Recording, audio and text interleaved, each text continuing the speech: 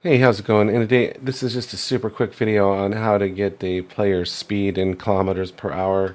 So I was struggling with this. I'd seen a couple different ways to do it, and this way that I'm doing is the way that just made sense to me. So anyway, this is what this looks like. If I come into the game and I just go, I got this golf cart. You'll see in the upper left corner, you've got my speed, and then you'll see the speedometer down here in the lower right corner. See how they're the same speed? Except my speed's probably more accurate. Let's see 42 and 42. Unreal Editor, the distance is in centimeters. So there's just some conversions that we have to do.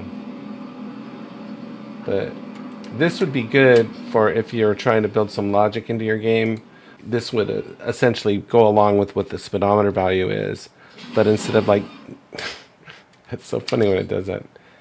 But instead of, like, there is no way to get the speed off out of the system, so you would just create it yourself and then use that value for whatever logic you wanted in your game. Like you wanted the person to drive a certain speed, or you wanted them to get a speeding ticket, or I just have a vehicle spawner device in the game. I do have a button that stops the loop from playing if you wanted that, but the rest of this is just in the code, so we'll just take a quick look at this. So this is all pretty standard fare in here. We have our button, and then we have a loop here. I do have a signal, an event going on that we can call in here to end the loop. And so we have on begin play. We get all of our players. This actually gets everybody in the game. So this would be good for a multiplayer if you wanted everybody. And then we spawn everybody out on a loop here. And so we set a variable play speed, and then we get the previous player position and the current player position. We get the transforms, and then we start a loop, get the current player position, and then we get the transform and set the current player position. And basically we're just subtracting the current player every second, the current player position from the previous position. And right here we have this is our distance, right? Is where we were and where we are, right? Subtracted. And then what's interesting is to convert this into kilometers.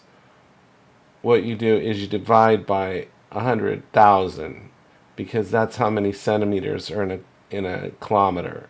There's 100,000 centimeters in a kilometer. So we just divide our centimeters by 100,000. And that gives us our distance in kilometers. And then to convert seconds to hours, we divide by 3,600. 60 seconds times 60 minutes, right?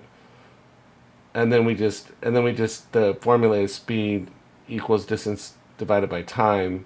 So we divide the kilometers by the hours, and that gives us our speed. And as you saw, it was pretty accurate.